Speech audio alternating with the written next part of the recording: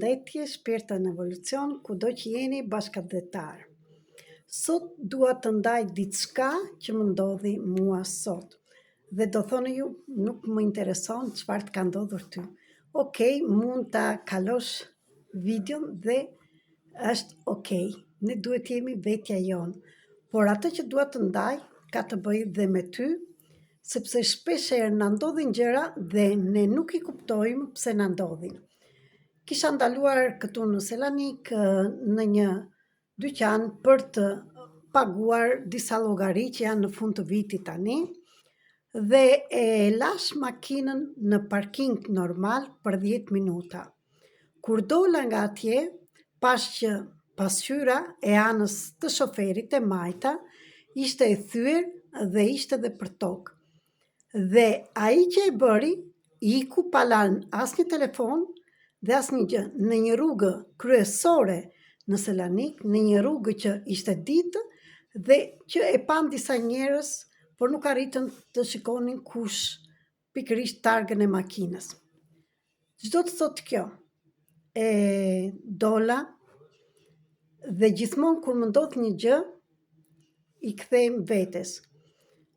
Çdo të më tregoj kjo që ndodhi.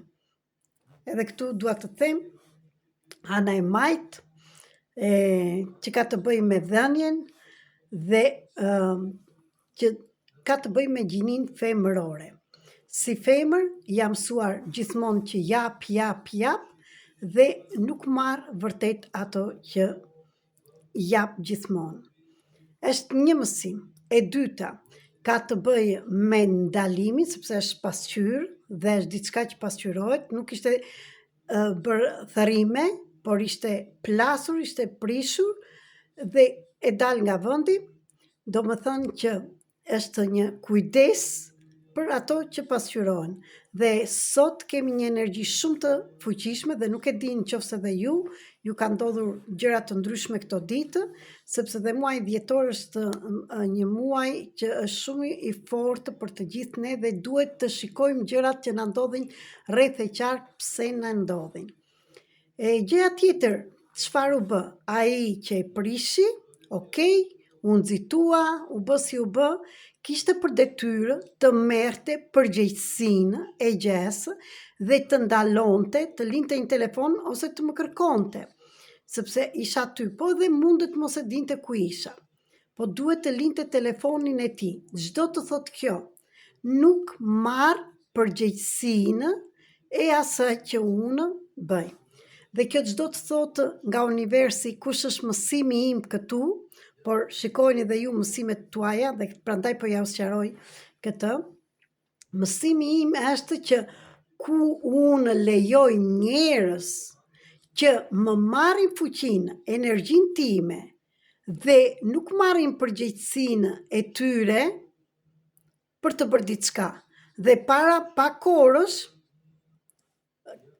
ishte, do më thënë, dhe më ndodhin për dita gjëra të ndryshme, që janë disa njerëz, që është njëra, 2-3 muaj më shkruan, ankohet, merret me thashë theme për të tjerët, por kur i them që ti, në qoftë se do të bësh diçka të ndryshosh gjendjen dhe rregulli është kjo, gjithmonë ajo del dhe nuk merr përgjegjësinë, po merret me të tjerët. Megjithatë, nuk është prapa ajo është një pasqyrë.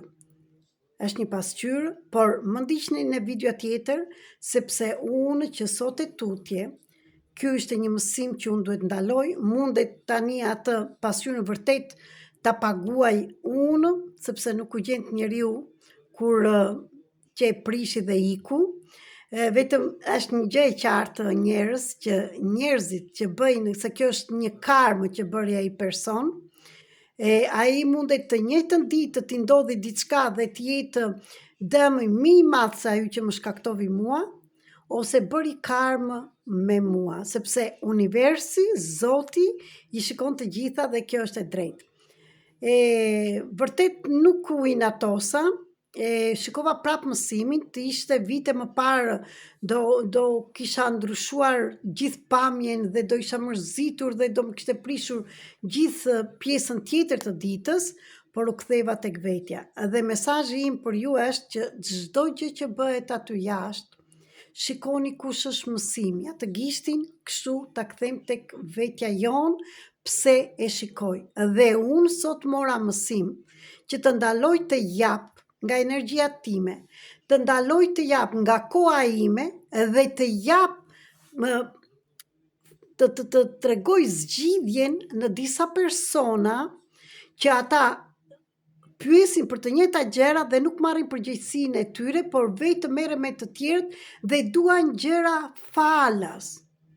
Vetëm falas. Unë sot atje që ndalova, pagova detyrimet ka si shtetit. Gjithmonë se jam me licencë, kemi dhe detyrime. Si ju që keni punën, kam edhe unë punën, por terapia nuk është që të bëhet vetëm falas. Ka një ndryshim energjie. Lekët për të gjithë ju, që çfarë do punë që bëni, ndrimi i energjisë është lekët që të jetojmë. Që të kemi ujët, kemi dritat, kemi rroba të veshim, çfarë do që na nevojiten. Nuk duhet t'i shikojmë të gjithë këto, po t'jetë për bamirësi, kam thënë, gjithmonë e jam, bëni grupe të mëdha të bëjmë dhe terapi falas. Merrni dhe këto video që janë vërtet terapi, edhe gjëra të tjera që japim dhe marrim.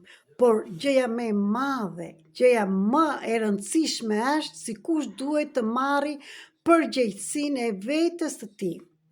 Gjithashtu, do ndaloj të jap sqarime të tepërta, kam një faqe interneti që është në shqip dhe në greqisht, mund të më shikoni çfarë pikërisht bëj unë dhe kam thënë gjithë ato herë, dhe për prindrit që kërkojnë zgjidhje për fëmijët. Mos harroni që fëmijët janë diçka tjetër, janë fëmijët tuaj në këtë botë që i sollët, por nuk janë fëmijët tuaj. Së mos fëmijët janë adoleshencë dhe më të mëdhenj, ndaloni ju nenat më shumë dhe baballarët të t'i kërkoni, t'i martoni fëmijët, t'ju dilni përpara, t'i bllokoni. Nuk ju bëni mirë, i ndaloni dhe nuk e kam kritik, e kam thjesht mësim sepse dhe unë kam qenë aty ku ke qenë ti që më dëgjon në këtë moment. Sepse çdo njeri ka karmën e tij, ka mësimin e tij dhe nuk mund të bëjmë as edhe një gjë për tjetrin. Dhe kur mundohemi, akoma dhe unë si terapiste dhe e kam provuar gjithë ato herë, të ndihmojmë një njeri pa na kërkuar ndihmë, ose të ndërhyjmë në energjinë e tjetrit pa na kërkuar personi vet, akoma dhe artën e shpirtit, nuk mund ta bëjmë, qoftë se ai personi nuk është në dieni ose nuk e kërkon. Vetëm për fëmijët deri në moshën 12 vjet kemi të drejtën e nënat të bëjmë terapi për fëmijët, ose për shembull t'ju bëjmë artën e shpirtit me ditën e ditëlindjes, të mësojmë talentet dhe pse ka ardhur dhe shumë e shumë të tjera. Se ndryshe e paguajmë me gjëra të tjera.